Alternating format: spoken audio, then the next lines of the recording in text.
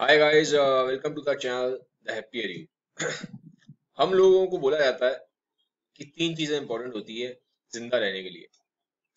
पहला food, second water, तीसरा air, oxygen. ठीक है। तो पानी चाहिए जिंदा रहने के लिए, खाना चाहिए जिंदा रहने के लिए, ऑक्सीजन चाहिए जिंदा रहने के लिए। तो ये हमें सिखाया गया, ये हमें बताया गया है। बट मैं आपको बताता हूँ एक चौथी चीज और भी है जो हम सबको जिंदा रहने के लिए बहुत जरूरी है। वो है इमेजिनेशन।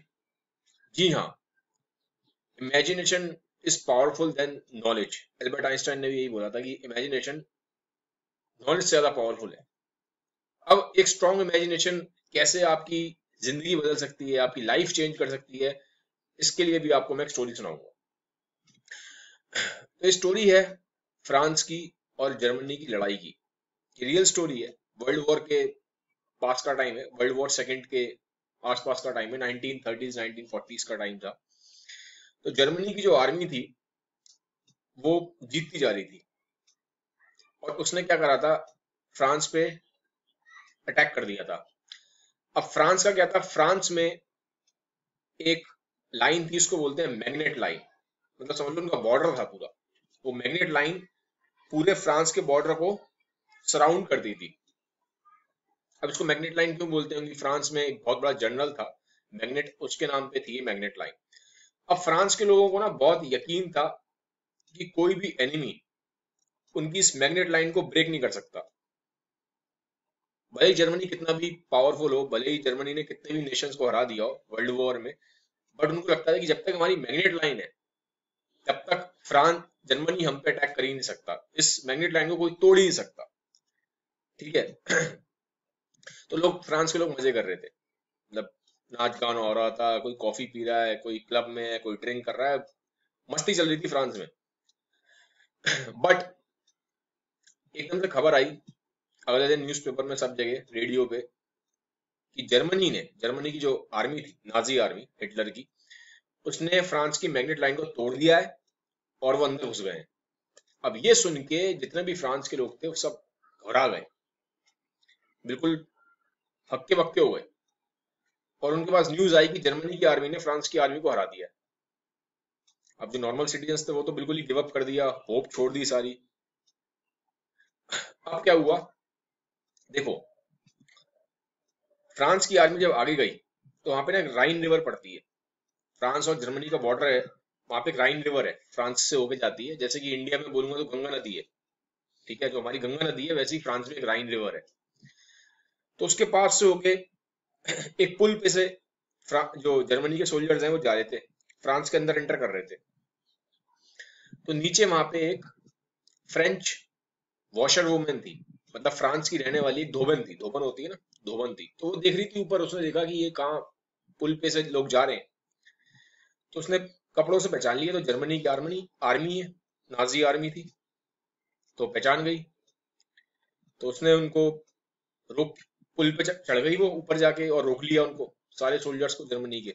ऐसे करके खड़ी हो गई, कहाँ जा रहे हो। ठीक है। तो जर्मनी के सोल्जर्स ने बोला कि तू कौन है और साइड में हट, हम नाजी हैं, ठीक है, हम जर्मन हैं, और तुम्हारे फ्रांस को हम खत्म कर देंगे बिल्कुल। तो वो फिर लेडी बोलती है कि मैं फ्रेंच वुमेन हूँ, मैं फ्रांस की वॉशर वुमेन हूँ, मैं धोबन हूँ, मैं तुम्हें आगे नहीं जाने दूंगी। तो हंसते हैं कि ये क्या है, ये तू क्या कर लेगी हमारा। ठीक है। तो वो बोलती है कि फ्रांस ना एक स्वाभिमानी कंट्री है, एक सेल्फ स्टीम, एक सेल्फ रिस्पेक्ट वाला कंट्री है। ठीक है। फ्रांस अपने दम पे जीता है, वो किसी की मर्जी पे नहीं जीता। फ्रांस एक बहुत ही स्ट्रांग कंट्री है, वो किसी के टुकड़ों पे नहीं बलता। तुम क्या कर लोगे, कुछ नहीं कर पाओगे हमारा। तो वो जो धोबन होती है ना, वो काफी उनसे बहस करती है, लड़ जाती है उनसे, पत्थर उठा के, पत्थर होते हैं, पत्थर उठा के जर्मन सैनिक पे मारना स्टार्ट कर देती है। तो जर्मन सैनिक ये देख के क्या हो जाते हैं, आग बबूला हो जाते हैं, गुस्से में आ जाते हैं और आके उसको गोली गोली मार देते हैं, उसको काट पीट देते हैं, बिल्कुल टुकड़े टुकड़े कर देते हैं उस जोबन के। अब क्या होता है, ये खबर अगले दिन न्यूज़पेपर में छपती है कि कैसे एक ब्रेव धोबन ने, फ्रांस की धोबन ने, कैसे जर्मनी की आर्मी से अकेले निहत्थे बिना किसी वेपन के लड़ाई करी। अब जब ये स्टोरी फ्रांस के सिटीजन पढ़ते हैं वो जोश में आ जाते हैं, एकदम उनके अंदर जोश भर जाता है कि क्या मतलब एक धोबन ने लड़ाई करी है यार। जब हमारी धोबन ऐसे लड़ सकती है तो हम जो इतने मर्द बैठे हैं, हम जो इतने मैन बैठे हैं फ्रांस में, क्या हम ही लड़ सकते हैं जर्मनी की आर्मी से? तो फिर वो लोग बोलते हैं कि जर्मनी ने फ्रांस की आर्मी को जरूर हरा दिया है, लेकिन फ्रांस के सिटीजन्स को नहीं हराया अभी, अभी जोश बाकी है हमें। तो क्या होता है इस स्टोरी से ना, जो फिर छपती है उस धोबन की न्यूज़पेपर में, पूरे फ्रांस के जितने भी लोग होते हैं उनमें जोश भर जाता है, एक एंथुजियाज्म भर जाता है।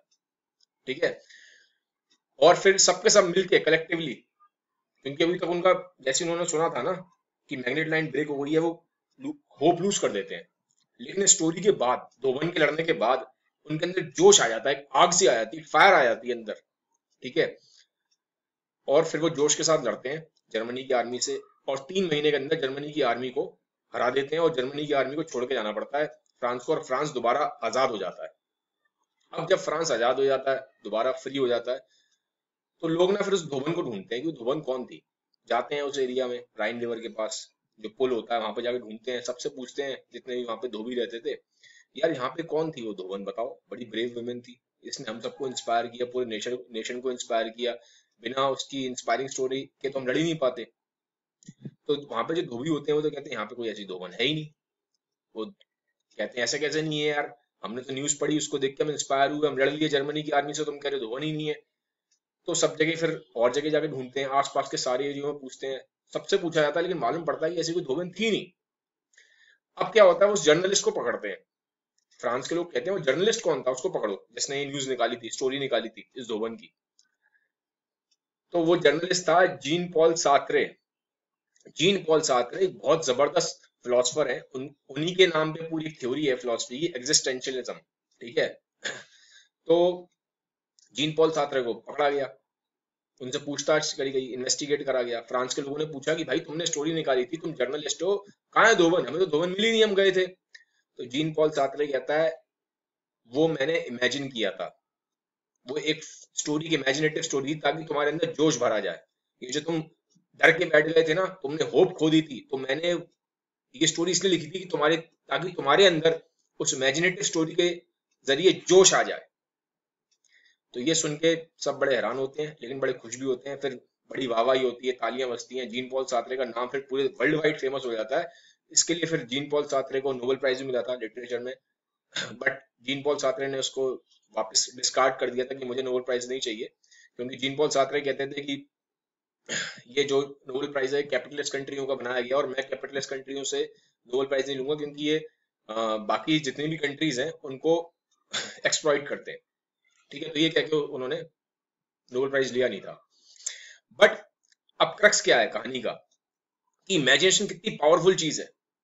आप समझ रहे हो, एक फ्रांस के लोग जो गिव अप करके बैठे हुए थे, बिल्कुल हताश बैठे हुए थे, बिल्कुल टूटे बैठे हुए थे, एक इमेजिनेशन ने, एक स्टोरी ने, क्योंकि उनके दिमाग में इमेजिनेशन आ गई कि ये धोबी लड़ सकती है तो हम भी लड़ सकते हैं, तो सब एकजुट हो गए, लड़ लिए। तो यहां से आपको समझ में आना चाहिए कि इमेजिनेशन कितनी पावरफुल है।